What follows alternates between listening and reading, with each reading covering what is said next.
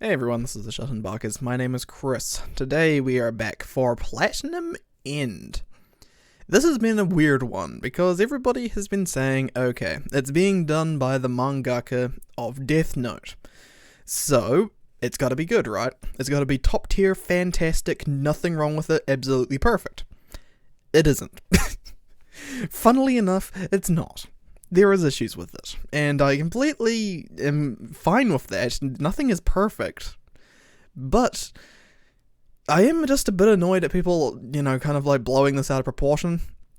There are some things that I think are very hard that they talk about, but also like a lot of criticism is kind of needed. But anyway, full spoiler warning, I'll be talking from episode 1 till 4.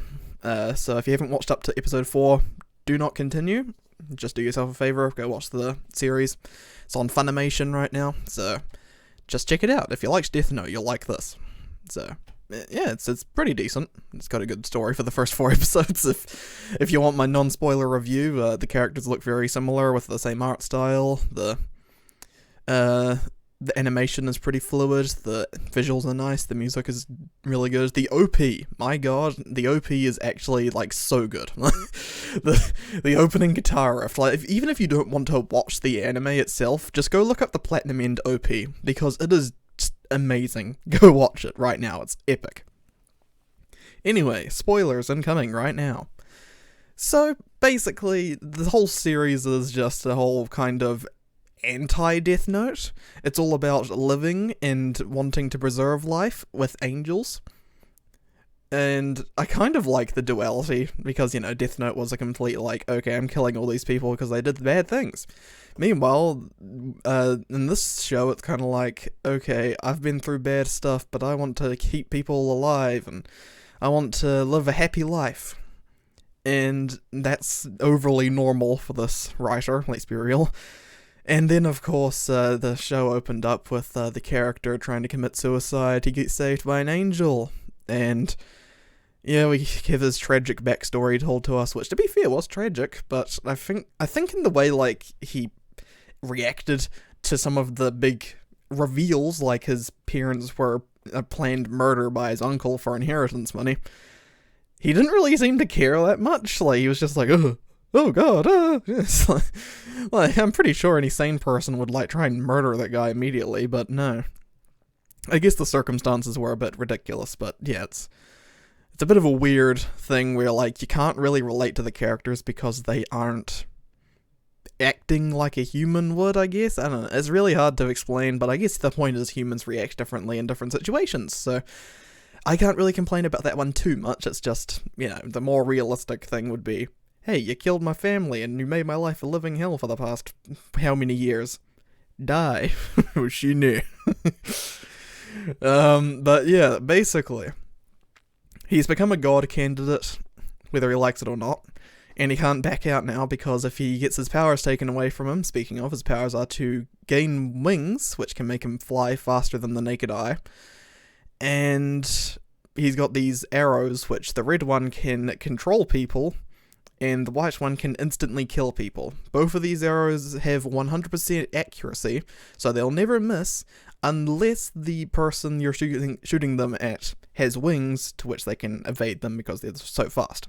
But normal people with plain old normal speed, they cannot avoid it. It's 100% accuracy. You gotten, man. They revealed in the 4th episode that it's like a 31 point something meter radius, so it's not like you can shoot them from across the world or anything, so you have to actually be in pretty close proximity in order to actually get the deed done.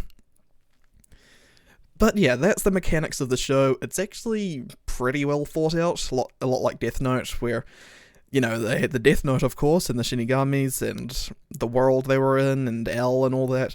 They kind of kept adding random rules as they went on, because they realized they were backing themselves into a corner as Light kept going, but they kept finding ways to foil his plans, so they just had to keep, adding in things, or just making up, like, stupid loopholes. Which I get, you kind of have to do it from a plot perspective to keep it going, but it's just kind of like, it's not straightforward. So far, this is relatively straightforward. We're only 4 episodes in, mind you, so this could get very mindfucky really quickly and make you go, what the hell just happened? But overall, it makes sense, and I haven't had any troubles keeping up with what's happening and why this is happening. In fact, I've pretty much noticed everything that's happening as it's happened. I've never been like, I've never been shocked. Like, that scene where, in the 4th episode, Metropolitan Man, I don't know what his name is anymore, it's so hard to pronounce, swapped out with his body double. Like, I saw that happen while he was doing it. Like, it wasn't a shock, because I watched him do it. It was pretty obvious that he did it, so I'm not sure if that was meant to be shock value, or if it's like, hey, if you're actually watching the show, good job. Anyway, I have noticed one thing. They are really playing off the good guy, bad guy sort of thing. I mean, it's kind of hard to tell because, yeah, our main protagonist isn't exactly a good guy, mind you. Mirai isn't, like, a godsend. He's just trying to make himself happy. But he's got a good conscience, whereas this enemy, the Metropolitan Man, he's basically just a sociopath, let's be real, because he's murdering people left and right with no remorse, and he even tried to well, at the moment, at the end of episode 4, he's trying to kill the child. And the real reason he's doing it is because he wants to become God, and they're in his way. Even though it is a thing that other gods have said, you don't have to kill them to actually, you know, get them to to win. You don't have to kill to win. He's just doing this because it's easier and has a higher chance of winning. So he's obviously the bad guy. So yeah, it's kind of weird how, I guess it's just the duality of the writer. He likes to have the obviously, like, the kind of bad guy, but it's like you're kind of rooting for, or the good guy, but you're rooting for him, but he's the bad guy, and it's very weird how this writer does this. He just kind of, like, mixes everything together to make it like, okay, this is kind of obviously bad, but it's like, I get why he's doing it. But yeah, overall, good show. Opening is fantastic, I have to say it again. Jesus, the opening, I have not been able to stop humming it, and, like, the guitar riff just... I'm sorry you had to listen to my terrible impression of a guitar, but it's all I could really say. Just go look it up right now. Platinum and Dopey, go look it up. It's amazing. And I'm looking forward to it, to keep seeing what's going to happen. I think the rating's a bit low. I feel like it's like an 8, maybe, at most. It's not anywhere, like, above an 8, to be honest, at the moment. I did find that the pacing is a bit stupid. Like, I immediately hated the fact that Mirai goes to his new high school and he immediately gets shot with the red arrow, and his personality and everything radically changes to his crush's demands, and he's immediately under her control. And I thought that was just really stupid because it kind of just takes the presence of, you know, this is a bad situation out of it. Because, like, immediately, okay, the main character is in trouble, but, like, he's obviously not going to get in any danger because he's the main character. It's, like, fake danger. It's really stupid. I don't like it. That was the part that I didn't really like that much. And, yeah, I mean, other than that, there's really not that many other things. The only glaring issue I can really complain about is every person in a suit is in 3D CG, which, you know, it's to be expected. It's the way of the future, apparently. Not that I like it, but it is.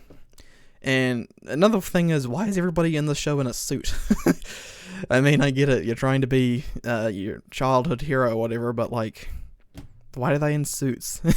It's kind of stupid. And where do they get them? That's my question. I don't really get it. Maybe they'll explain it a bit more later on, but so far we've had the Mega Metropolitan Man, a big bad guy, and then we've had the blue and the green, or the blue and the yellow, I don't remember, and those guys, and then they've got the pink and the green guy, and, like, they all just had suits for some reason. Except, obviously, the blue and the green and the pink girl, they were in on it, so they were paid to be there.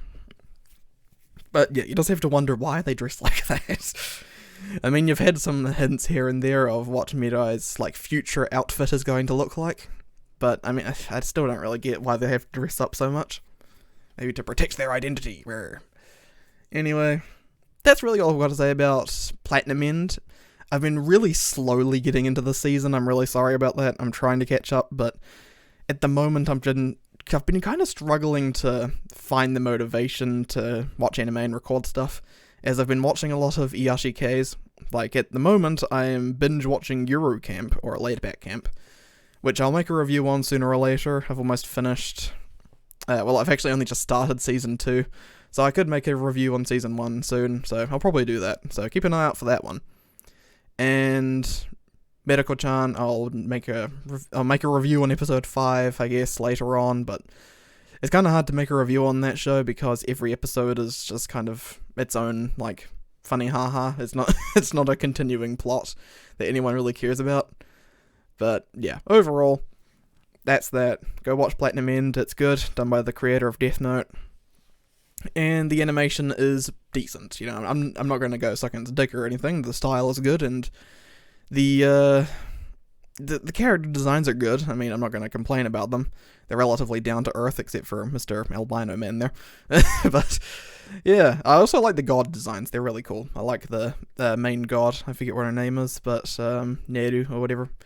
I really like her design. She's really cute. And yeah, I hope the gods play a bit more into the show later on instead of the boring human designs that they've got going on. Anyway, that's all from me. Thank you all for watching. Please hit the like button if you liked the video, dislike it if you didn't. Leave me a comment down below telling me what you thought of Platinum End. And, you know, if you're thinking of watching it, let me know as well, because, you know, I'd like to know what the gauge of interest is for people. Subscribe if you're new to the channel. Ding the bell button if you want to know when we're uploading. Follow me on Twitter at ShutInBakas, although I'm not going to promise I'm going to be posting on there anymore, because I'm trying to distance myself from social media at the moment, because I realize that my life is so much more happy when I'm not looking at that shit. So if you want to get in contact with me, there's the business email in the About section on the channel, and of course the YouTube comment section. And if you're really desperate, you can comment in the Otaku Spirit forums, where I lurk and comment quite a lot there, so if you want, go there. So anyway, thank you all for watching. Peace out.